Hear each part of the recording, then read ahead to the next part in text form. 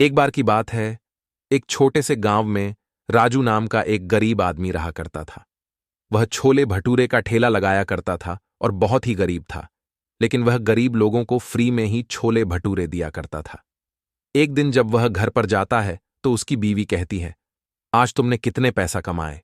तो ये सुनकर राजू कहता है, आज मेरे ठेले पर बहुत सारे गरीब लोग आए थे, इसीलिए मैंने उन सभी को मुफ्त में छोले भटूरे दे दिए और इसीलिए मेरी आज ज्यादा कमाई नहीं हो सकी। यह सुनकर उसकी बीवी बहुत ही चिढ़ जाती है और कहती है, तुम इतने दयावान क्यों होते जा रहे हो? हम तो बहुत गरीब हैं, लेकिन हमें दूसरों की मदद इतनी नहीं करनी चाहिए कि हम खुद ही गरीब हो जाएं।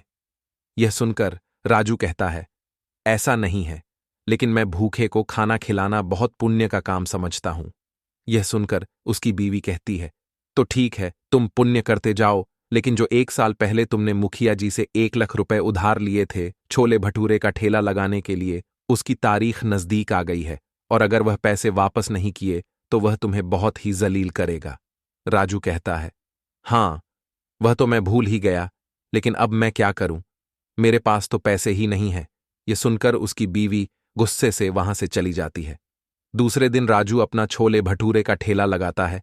तभी वहां मुखिया आ जाता है और राजू से कहता है, मैंने तुम्हें पिछले साल ₹8,000 दिए थे और ब्याज समेत ₹2,000 चाहिए। यह सुनकर राजू कहता है, इतना ज्यादा ब्याज? सुनकर मुखिया कहता है, हाँ, क्योंकि मैं तुम्हें हर महीने ₹2,000 ब्याज देने के लिए कहा था, लेकिन तुमने मुझे एक भी महीने ब्याज नहीं दिया, इसीलिए मुझे इस तारीख को ₹2,000 चाहिए, ब्याज समेत, नहीं तो मैं तुम्हारा घर भी छीन लूंगा और तुम्हारा ठेला भी छीन लूंगा। यह सुनकर राजू कहता है, नहीं, ऐसा मत करो, ये तो मेरी रोजी रोटी है, फिर मैं किसके सहारे जीऊंगा? यह सुनकर मुखिया कहता है, मुझे कुछ नहीं पता, मुझे मेरे पैसे चाहिए।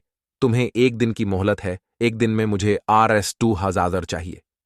यह सुनकर राजू कहता है, मैं एक दिन में ₹2,000 कैसे जमा करूंगा? मुखिया कहता है, ये मुझे नहीं पता, और ये कहकर मुखिया वहां से चला जाता है।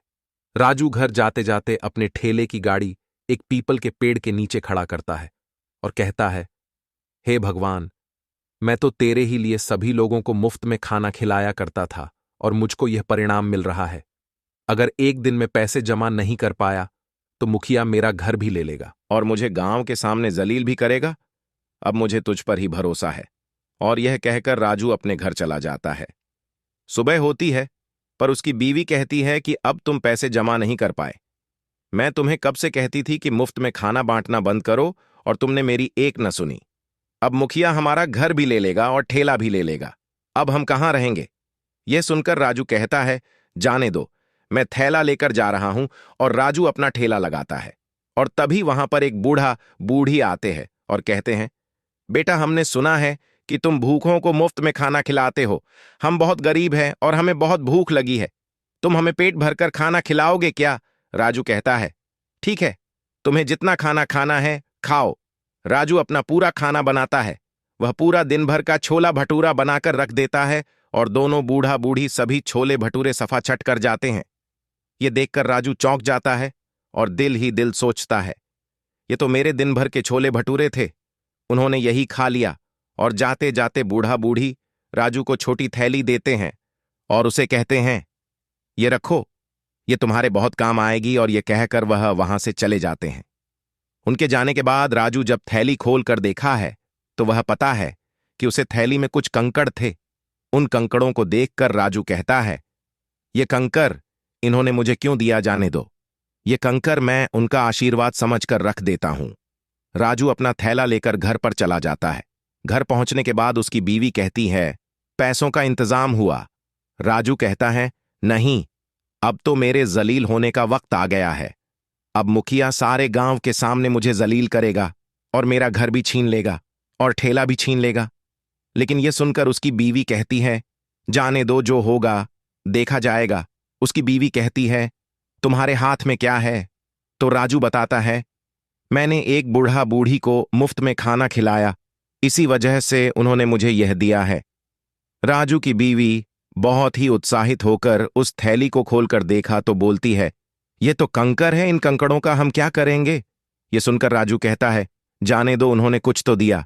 और यह कहकर वह उदास होकर बैठ जाता है।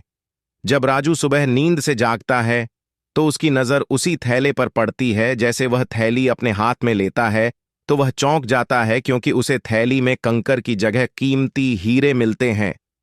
राजू समझ जाता है कि वो बूढ़ा बूढ़ी भेस बदलकर उसकी मदद करने के लिए आए थे। राजू जल्दी से शहर जाता है और एक हीरा बेचकर आर्स 2000 लेकर आता है और मुखिया को पैसे देकर जब वह घर जाते हैं तभी वो बूढ़ा बूढ़ी राजू के घर आते हैं और राजू से कहते हैं, जब तुम पेड़ के नीचे खड़े होकर भगवान से बातें कर रहे थे तभी हमने सभी बातें सुन ली थीं और तुम्हारी मदद करने के लिए आए थे। और सुनो, इन हीरो को बेचने के बाद तुम्हारे पास बहुत सारे पैसे आ जाएंगे, लेकिन अमीर बनने के बाद तुम अपना यह काम नहीं छोड़ना।